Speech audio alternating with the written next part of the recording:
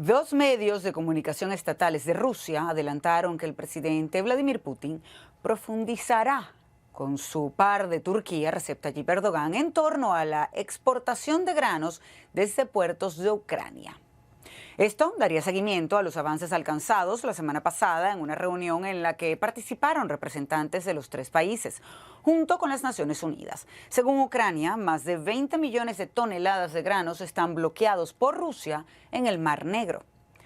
Y el presidente de Ucrania, Volodymyr Zelensky, habló al respecto con el presidente de Brasil, Jair Bolsonaro, a quien le resaltó su importancia para evitar una crisis global de alimentos. Además de las exportaciones a Sudamérica, le planteó la posibilidad de unirse a las sanciones contra Rusia. El día antes de la conversación, Bolsonaro dijo que no comentaría sobre esta. Y en la batalla por la región de Donbass, Ucrania dice que mantiene la resistencia en las ciudades de la provincia de Donetsk aún bajo su control. Sal Emergui nos acompaña ahora desde Jerusalén con más información. Sal, muy buenas noches. Ucrania asegura que los rusos intensificaron las hostilidades hacia la ciudad, al menos de Avdiivka. ¿Qué nos puedes decir?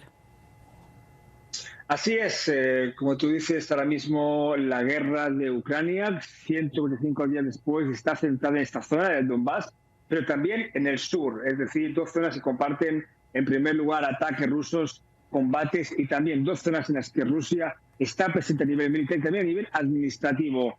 Empezamos por el sur de Ucrania, cuando el ejército ucraniano está logrando frenar e incluso contrarrestar, gracias al uso cada vez más masivo de sus sistemas HIMARS y M270. Hace unos minutos, el presidente ucraniano, Volodymyr Zelensky, afirmaba que están logrando provocar muchas bajas en el enemigo, precisamente por eso, por la llegada de las armas más sofisticadas de Occidente. Y llegamos a lo que decías tú, a la zona del Donbass. Ahí, sí, en el sur, Rusia hace una contraofensiva para recuperar territorios. En Donbass, Ucrania lo que está haciendo es defenderse para no perder más territorios ante la ofensiva rusa. Como tú decías, básicamente en la zona de Bakhmut, ahí hay una bolsa en la zona de Donetsk, donde Ucrania de momento está logrando frenar los avances rusos. Sí, Rusia está bombardeando también, como ha hecho esta mañana en la ciudad de Donetsk, causando 6 muertos. Alejandra. Ahora, Sal, al parecer Ucrania está viviendo también una guerra, o esta guerra de Rusia, al interior del gobierno. ¿Qué es lo que pasa?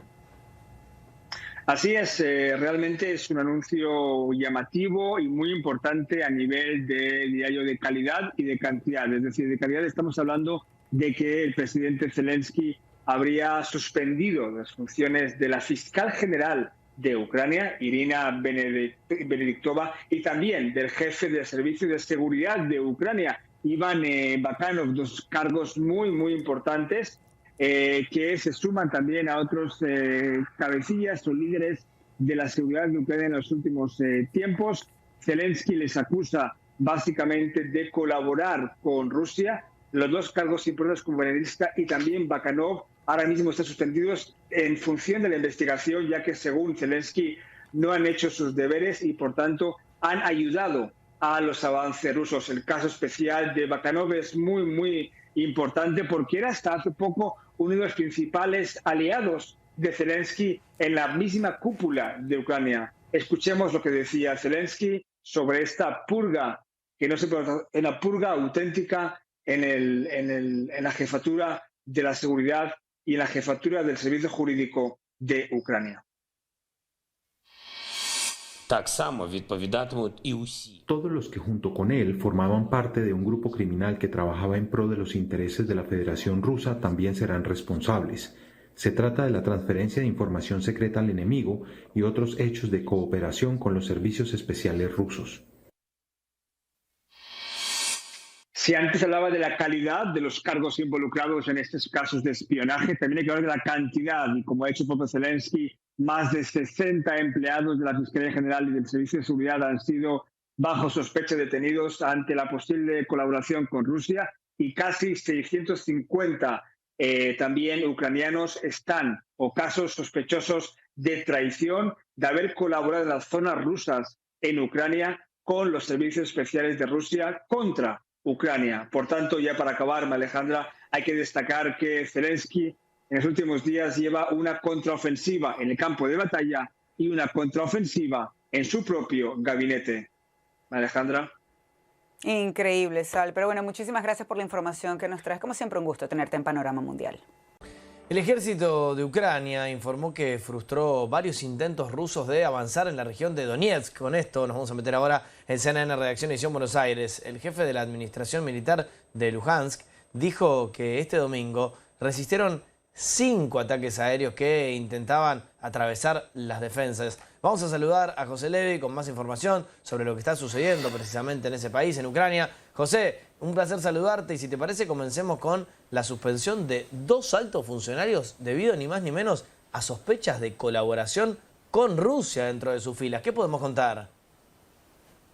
Sí, realmente algo, Nacho, que preocupa a aquellos países que apoyan a Ucrania, ya que hasta ahora daba la impresión de que el gobierno de Volodymyr Zelensky estaba realmente unido, cohesionado, que no había grietas, que no había problemas, pero aquí ahora, de pronto él decide suspender a 2 elementos centrales de lo que es Ucrania. Por un lado, la fiscal general y por otro también al jefe de la inteligencia de este país.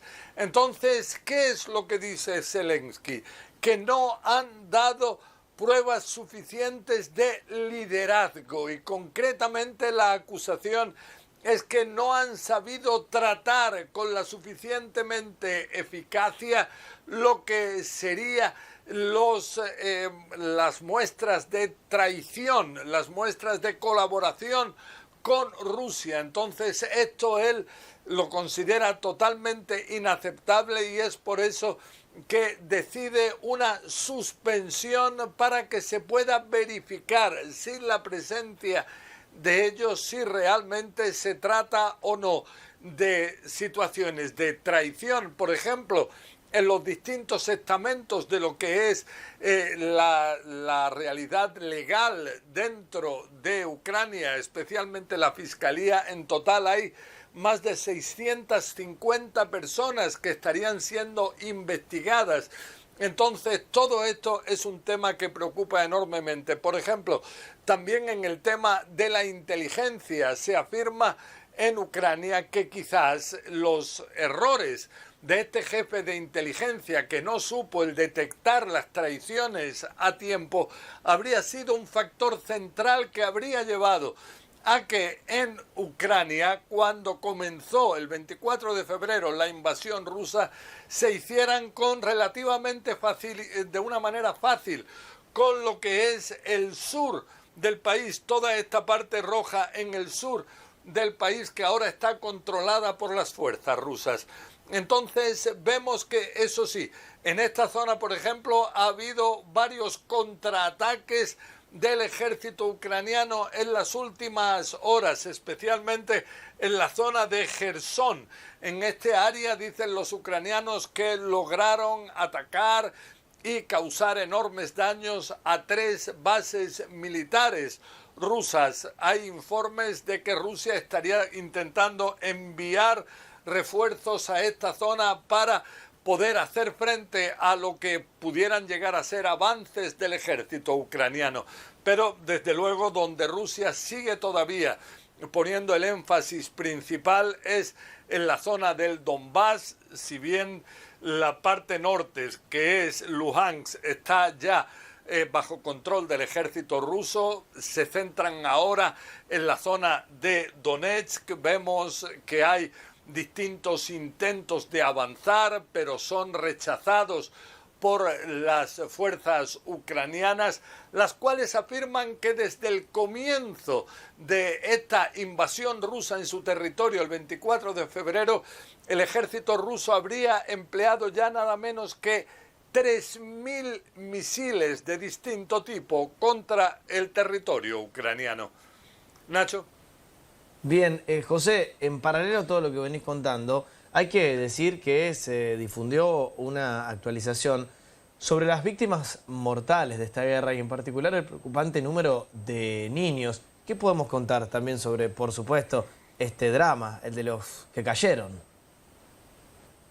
Sí, sí, vemos que ya serían al menos 353 niños los que habrían fallecido en los ataques del ejército ruso, así se afirma en el lado ucraniano. También más de 600 habrían resultado heridos. Se habla de 2000 escuelas que habrían sido alcanzadas por los bombardeos, más de 200 que habrían sido totalmente destruidas.